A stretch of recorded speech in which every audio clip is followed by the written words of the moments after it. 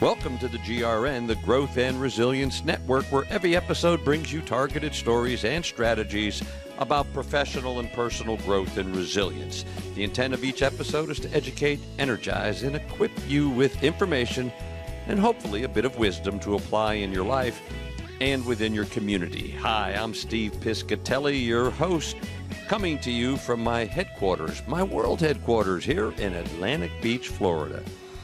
Today, we continue our 7-episode series that highlights transformational stories about community building and community sustainability.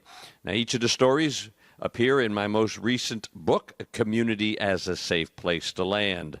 The book builds on 7 core values for purpose and growth, 7 core values that can help communities grow. Relationships, relevance, rainbows, resources, responsibility, reflection, and resilience.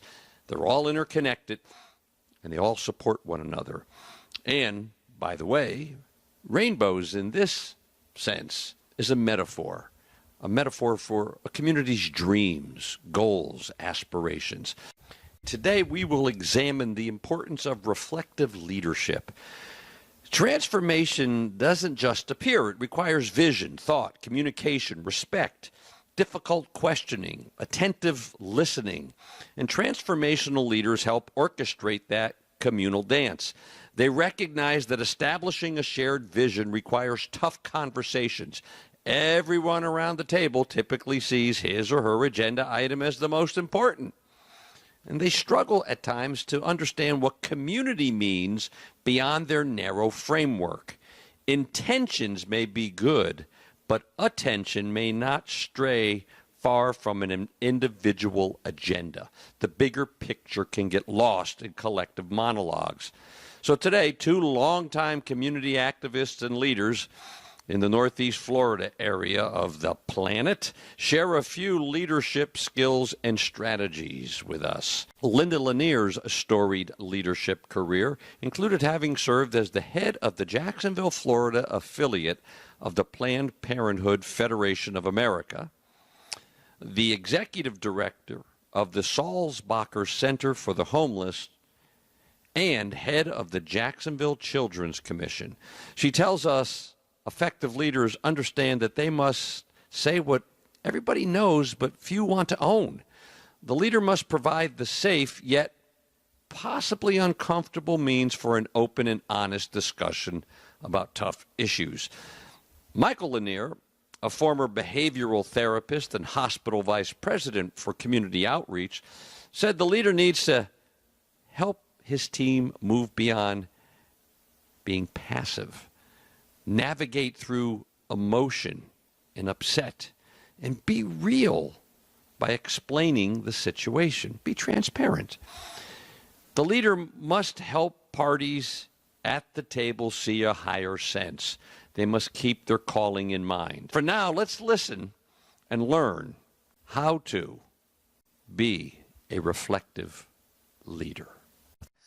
How do you get people around a table who say they're coming in with a shared vision, and generally what they're coming in with, well-meaning, good people, but they're all coming in with their own agenda of what needs to be done. As the leaders, how did you get people to engage in a reflective practice of what you needed to do, how to be aware of what you needed to do, how to question the assumptions that were around the table, and how to even raise some other assumptions that maybe you didn't even know about at the time before you started with, here's what we're going to do. Does that make sense as a question? And I just find what because of what the both of you have done and the high profile that you were in, especially you politically with so many things, you had to be masters at reflection and getting other people to do it. How did you do that? What was the secret sauce? Steve, the first thing I'm thinking about is, and I know Michael does this true, sometimes you just have to speak truth to power. You just have to say what everybody knows, but they're not saying that they know it. Putting something out that is just everybody goes, oh, well, yeah, she said it, and she. So this goes back to the Planned Parenthood days, and we were trying to kind of scrape away at the board level, like, why did we do this work? And there's all the health reasons, and there's the public health reasons, and there's the personal health reasons. There's all those kind of things, but we just kept scraping it away. And what we got down to was, we said in Jacksonville, we said the unspeakable. We said sex is a good thing. Sex is a good thing. And so because it's a good thing, we should not make other people sick with it. We should not bring children into the world that we don't plan and want and love. We should not use it for power. We should not use it for violence, because it's a good thing. So sometimes just getting down to the absolute nut of what is true. With children, I remember, to me, the core of truth about vulnerable children is they didn't pick their parents. It's not their fault. Mm-hmm. You can't blame them for their poverty that they didn't pick in the first place. They are not at fault. And so because they are faultless, why do we believe that they should suffer for the sins of their parents? Why do they have to be accountable for what somebody else did, no matter who that is? At the Sulzbacher Center, our ultimate truth was everybody has the right to a safe place, to a home, to a safe place, to a place they can call their own, whatever that is. And there are people, Steve, who don't want a house or an apartment like you and I might think about it. For them, the safe place might be in the woods. That might be the home that they want. But everybody has a right to have access in some way or another, some form or fashion, to a safe place to be. Because they are human beings, and they are entitled to a piece of planet Earth. They take up space, they take up volume, they take up air. We can't pretend like they don't. So I think that's one of the things, and sometimes that's it gives people pause, like, ooh, I didn't really think it that way, but that seemed to work for me. So you speak the unspeakable, and then it sounds like from there, you said it gives them pause. So now they're reflecting on what you have said, and then as the leader of whatever that group is, you're moving with a conversation from there. You're moving with questions. Do you get pushback? Like when you say everybody has the right to their home, a place to be. A place to be. Yeah. My assumption, you're around the table with people and you're working with a homeless center, you're not going to get pushback. No, you do. You do. They shouldn't be here. Put them on a bus. They can go back somewhere else. They shouldn't be in our neighborhood. No. They shouldn't be around. Which for a long time, Steve, was the way the beaches handled the homeless. It was, you can go to jail, or we give you bus money, maybe a couple extra dollars to get back in town, i.e. off the beach, off the island. And that's how they handled it. We've come into a much more enlightened way of dealing with that, with Mission House, with Beam Beaches Emergency Assistance and Ministry, which a lot of the churches and communities support across the island, but also with the police and with Sulzbacher and Mission House in Cooperative Alliance, as well as the hospitals, the churches. It's got a long way to go, but it's so much better than it used to be.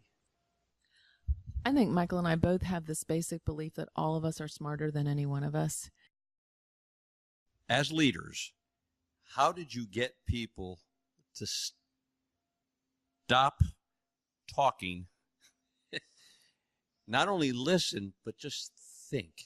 be for a while. Here's the issue, whatever the issue is: homelessness, pregnancy, STDs, all the community things you were involved in, Michael. How'd you get them to stop and just think? Okay. What'd you do? I have two answers. One was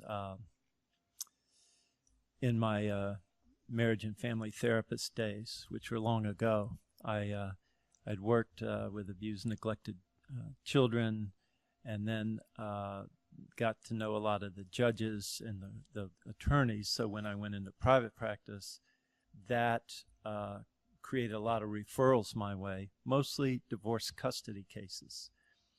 Now you can imagine the emotion when people are either court-ordered or come to the therapist because the lawyer says, you guys are so far apart, you got to get some kind of mediation going here.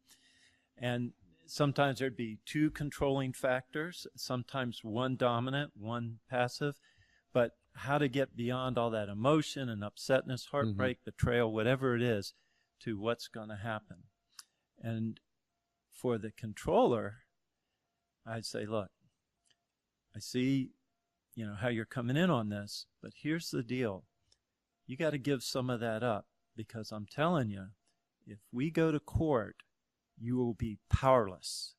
You will be totally at the mercy of the skill of each attorney and what the judge decides. And you have so little say at that point. So now's your chance to work this out, because I'm telling you, you guys can burn through whatever treasure or pot of gold or house or dog or custody of the kids and be miserable for life, or you can try and get beyond that and work this out. For the person who was more passive, I'd say this is your time to speak up, because you have a higher calling and a higher mission, and that is the welfare of your children. So you must say what's on your mind and not just listen quietly. And there's times I'm going to see you apart and times I'll see you together. And we'll get through this. And I promise you, whoever is the least happy with what I'm going to recommend, that's who I'll call first to let you know. And then I'll call your lawyer, and then I'll call the other side that might be a little happier. But the judges are very dependent on hearing what a reasonable therapist has to say. So, is it too simple to say you were just making it real for them? It was calling them to a higher sense and getting beyond the emotion, which by definition is irrational, and to get them starting to be reflective on how can we make this work. It didn't always happen, but it was pretty amazing at times. I had one father who continued to bring the kids to see me. He won custody, and I had not recommended that. I said, well, I'm kind of surprised to see you, Mr. Jones, or whatever his name was.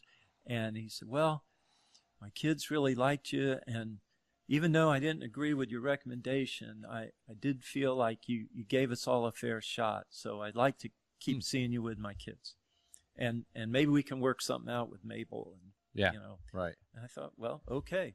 And we did. There was respect. And years later, I ran into him. He said, you probably don't remember me. And I said, well, I do remember you. And he said, well, that's great. Let me tell you how my kids did. They're doing great. Yeah. And that would happen all the time. So it's calling them to a higher calling. In a hospital work, when we'd get bickering in a committee or something, we'd always go back to, at least I would, what's our mission? What's our mission? I hope those whose lives are interrupted with the illness and injury, famous Hugh Green statement, always saying it. Doesn't matter what their insurance, doesn't matter what their attitude. People act out when they're afraid. We're here to help them with illness and injury. So given that, if we can just zen in on that and keep that as our mission, how do we best approach this? And it's more than just words on a wall. Yeah. And it would call people to being their best selves, right, rather than falling into, well, these people come in and they expect everything, and the worst ones are those without insurance, and why don't they go over to university? And say the words again, the mission words. peoples whose lives we are here to help. Well, it's the healing ministry of Christ. We are here to help those whose lives have been interrupted by illness or injury. And the last thing I'd say on that, if you think about it, there's an old Oriental saying that he who has health has 1,000 wishes. He who does not have health has but one wish. You know, I think there's something that I learned from Michael. Well, I've learned lots of things from Michael, but no, I really have. But one of them is to tune in to kind of the vulnerability or the emotion of people in a group, like as individuals or just on one-on-one. And I never will forget this moment. This was with a nurse practitioner at Planned Parenthood. We were making a change about something, and it was actually a facility change, and there were lots of good reasons to do it, but she had kind of the dissenting opinion, and she really didn't want it. She really, really didn't want it. And I remember her stomping upstairs one day and just being so mad and just tackling me. And so it was like, you know, it was like that. And I finally, I just like sort of stepped out of myself. And I said, you know, all this aside, I just want you to know, I think that you are one of the best practitioners I've ever been around. And I'm always touched by the way you take care of patients. And you're so dedicated. And whether we agree on this or not, do not forget how much I appreciate you. And it totally diffused everything. Like all the anger was off the table. And we worked it out. But it was, I guess this is what I learned from Michael. She felt that because the decision didn't go her way, it hurt her feelings. And so Michael taught me, first you get your feelings hurt, then you get angry. And that was the dynamic that was going on. So at the core was she had hurt feelings, and I wasn't BSing. I mean, I really meant that about her. She was really wonderful. And so I think I got beyond the anger to the fact that she had hurt feelings. So first you have hurt feelings, then you have the anger. What's the next step? Well, if the you're next step. Let me interrupt for you. If you're the leader and you're seeing this happen, I hear what you did. If you're the leader and you're seeing this dynamic play out in your community, whatever that community is, and the emotions are going around the table, and people are now they're angry. They might be feeling slighted. They might be feeling you don't know what I do, you don't care what I do, you don't understand what I do, you don't appreciate me, you don't like me, you don't respect me. Right. All right. So now we're angry. You're the leader, and you don't want to see the initiative blow up. So what's the next step? Okay.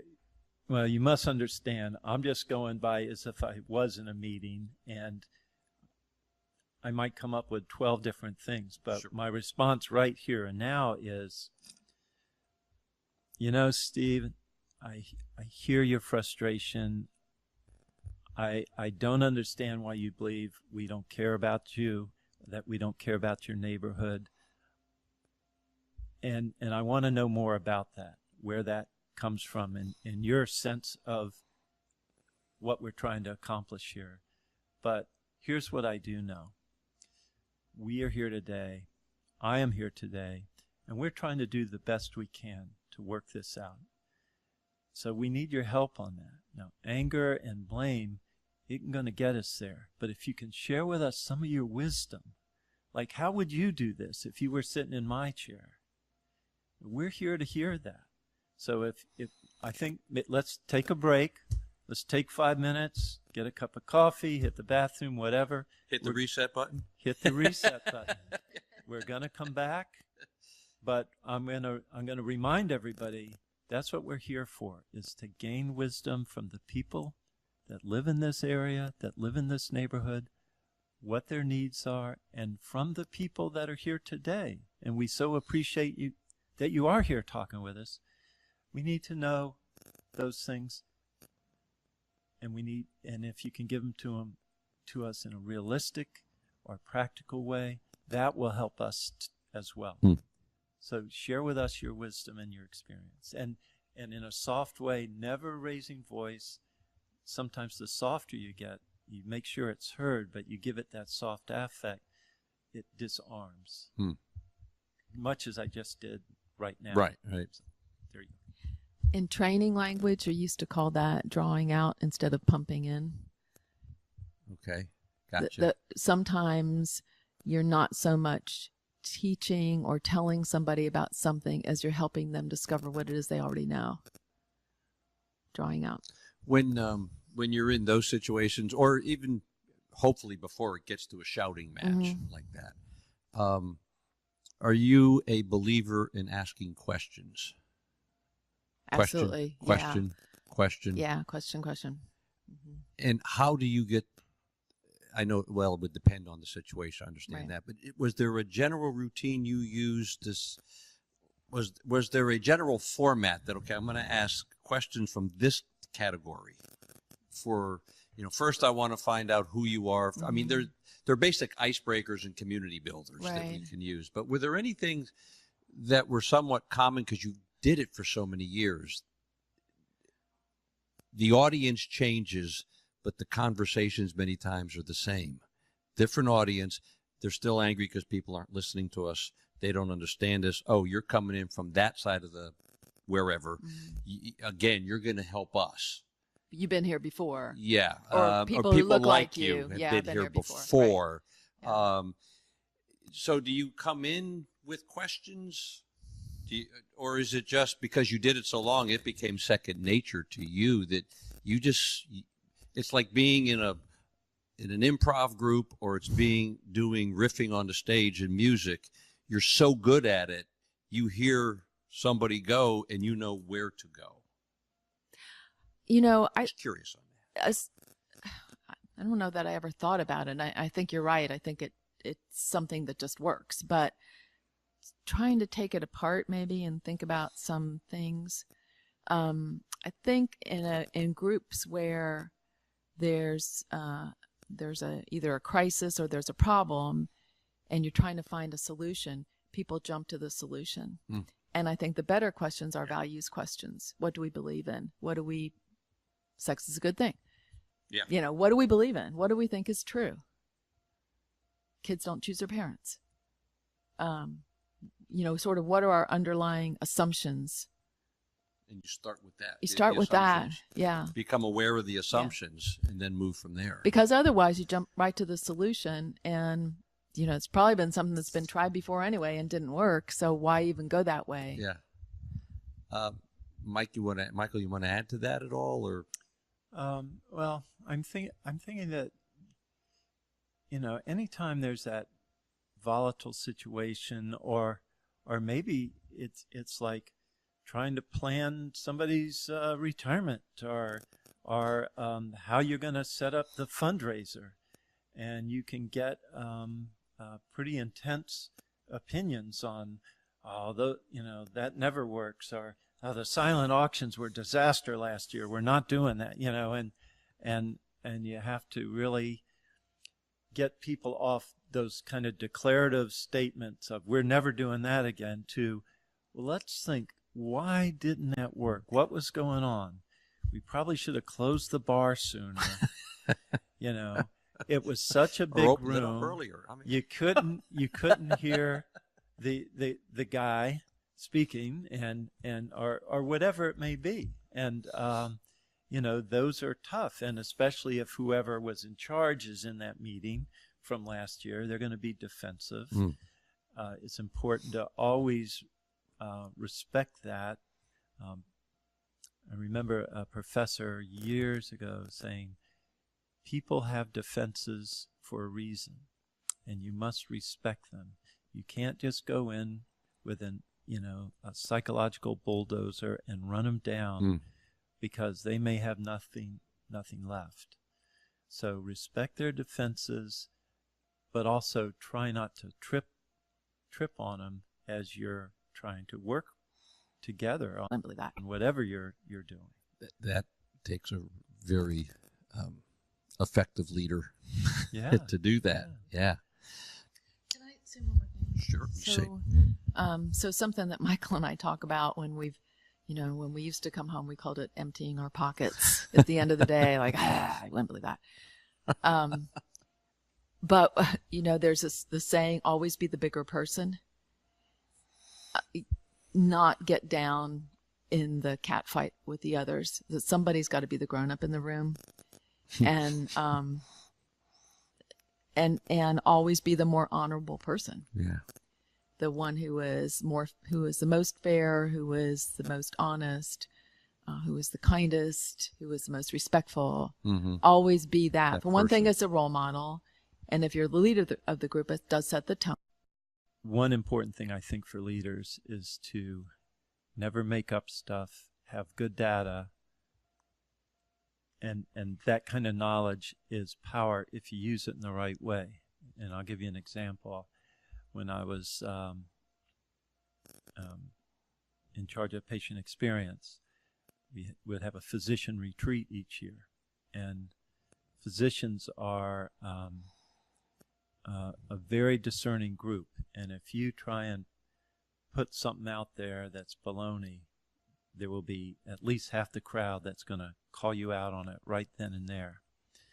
And I saw a lot of people get themselves in trouble with that, where they'd have a minuscule sample size, and then they'd put it out there and say, well, and Dr. Zorba here has a 95% approval rating. I said, wait a minute, we know that guy. He's not like that. What was your end size? And 6. Yeah, it turned out it was less than 10, and they lost all credibility. Yeah. I would always give end size, and I would never. You were say, transparent. Here's how exactly transparent with the data, but also instead of saying, here's how you guys did it south, I would say, here's what your patients that came to the South Hospital are sharing that they'd like you to know. And some of it's great, and some of it isn't so great, but it's important. And it doesn't matter if you think none of it applies to you, or if you're sitting in the corner and maybe recognize some of those not so greats, but it's a time to just think about it, and we're going to talk about ways to maybe make that a little smoother for people. And I mean, we'd come up with great things. One was outpatient. So much of the discharge summary used to occur after outpatient surgeries.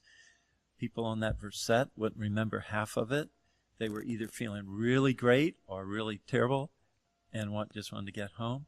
So a couple of the hospitals started doing their outpatient discharge summaries and all of that, doing most of it while the patient was waiting. Mm-hmm. And the scores went up because they engaged them up front.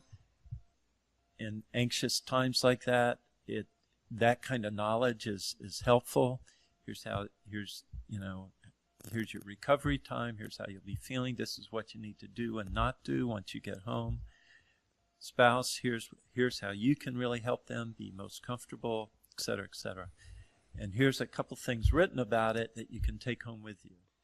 Going back to, I think one of you said about when you're doing like that example, the person feels heard. The person feels seen. Yeah. All right. I wanted to go back to the thing I said about reading and looking at all different sources. Sure. The phrase for that somebody else said this to me: vast stores of unrelated facts and knowledge. Isn't that a neat way to think about it? Vast stores. Stores.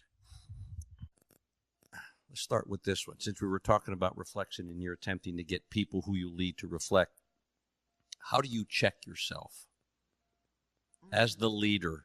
Because there are times you come in and I'm hearing everything you're saying and I'm buying into everything you're saying, that you're here to hear people. It's about the mission. Don't tear them down. Let them be. Get past the anger. You're human. You're the leaders. you got a lot on the line too. You got a lot invested, and more than likely there's somebody above you expecting you to perform. How do you stay reflective and not get into reactive? I'm going to tell you. I'd have my data, I'd know it, but at the top, I would write humble. And that kept me centered. Because I can get pretty excitable and start getting carried away, or maybe get a little too cutesy, or talk too much rather than draw out. And if I had that written down, some ancient wise person said, the weakest ink is far stronger than the greatest mind. So we must write it down. Supposedly it was the inventor of Sanskrit alphabet that said that, but whoever it was pretty darn smart. So just to keep myself grounded, humble. Yeah, don't get into being the know-it-all or having all the answers. You're here to share what you do know, but to draw the wisdom of the group, and that kept me in good shape. From doctors to the ER nurses, which is one of the toughest crowds going, but they are so needed and so magnificent. But if there's not much going on in the ER, they'll get something going on because they like that intensity. But it kept me in a good frame, and just always felt like people were more willing to listen. Gotcha. If you took some risk, if you self-revealed a little bit and stayed humble in whatever it was you were talking about. I'm a human. Yeah. Yeah. Powerful. Oh gosh, I can think of numerous times back when I was a trainer, that's just, kind of front of the classroom, not so much front of but it's, that, to trying to lead a group where I left and I just thought, Yourself. I just didn't do a good job. I just, for whatever reason, we just didn't bring it home. And I am always my own worst critic. So you debrief yourself afterwards. Yes. And I wasn't, there were many times I came up lacking. And the hardest thing for me was to go, okay, well, it's not the only thing that happened today. There were a couple of good things. It's keeping it in perspective.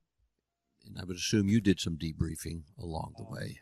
Traveled. I had a circuit in Tallahassee, Miami, and Tampa at the universities at each city, and trained people on interviewing kids and working with kids, presenting in court, etc. And there was always evaluations at the end. And driving home, I would look those over. And what's interesting, I think if you're a good trainer or aspiring to be a good trainer, you pay attention to all of them. But what would kill me is I might have 35 or 40 that are just outstanding, best training ever had, etc. And then I get one where they just samurai'd me right at the knees, and that would be the one I'd stew on.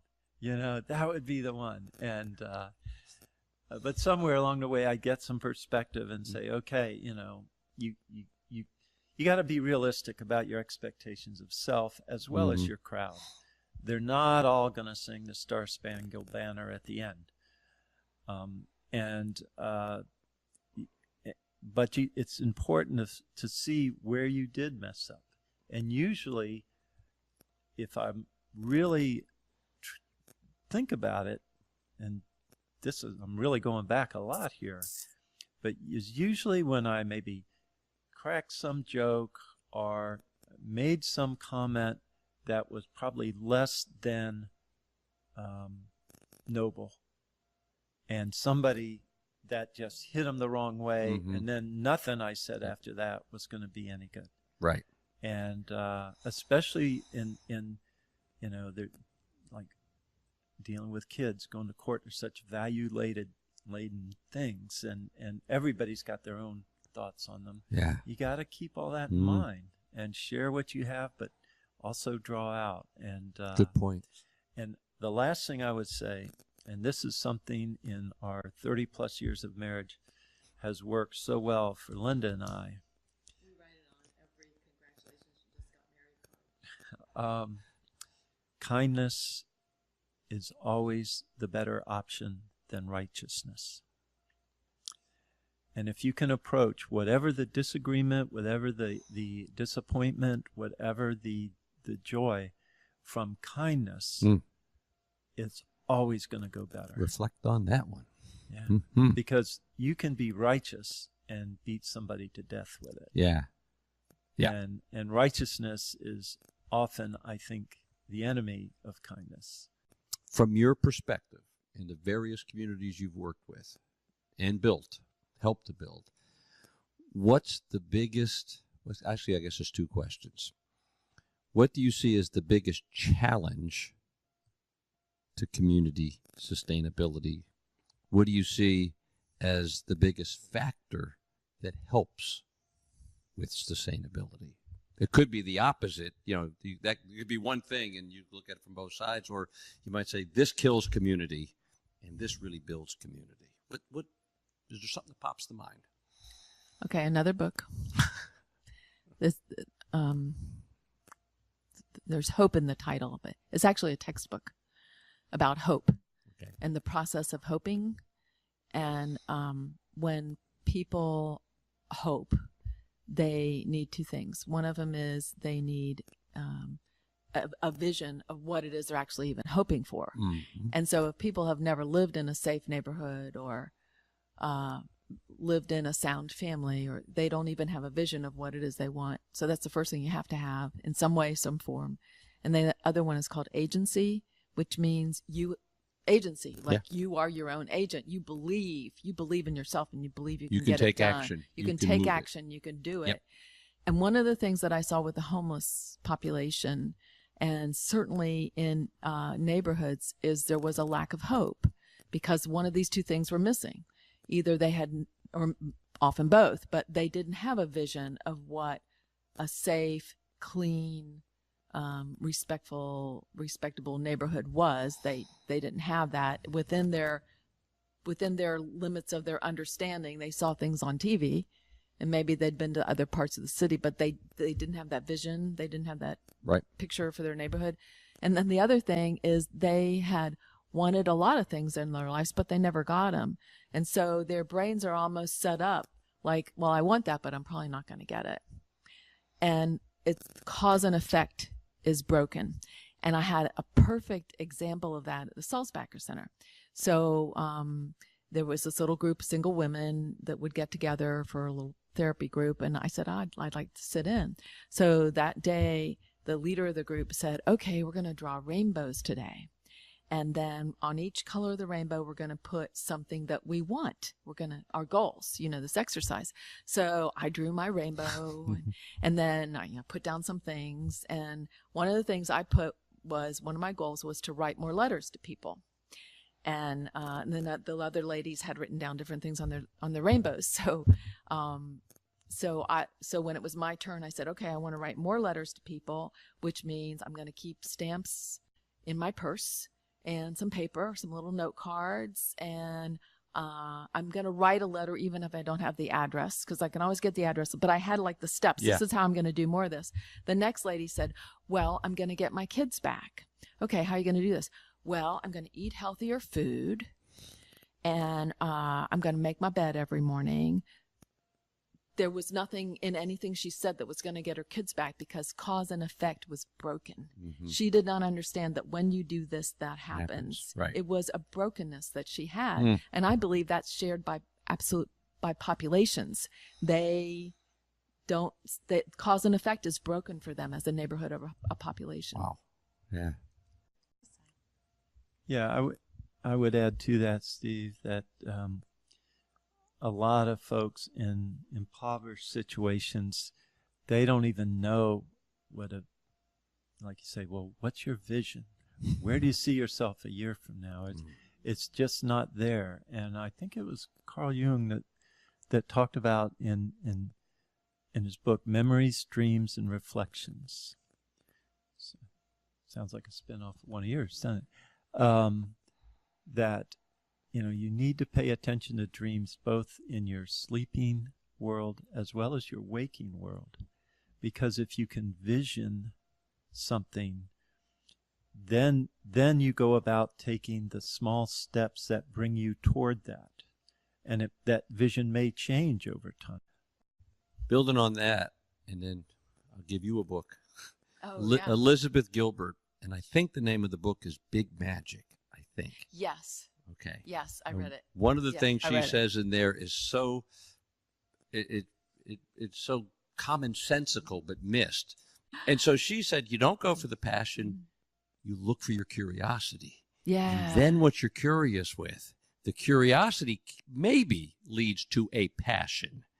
Curiosity, then passion. And the other thing I would say, there's so much power in reframing, either for yourself or for others. Thank you, Michael and Linda, for sharing your thoughts.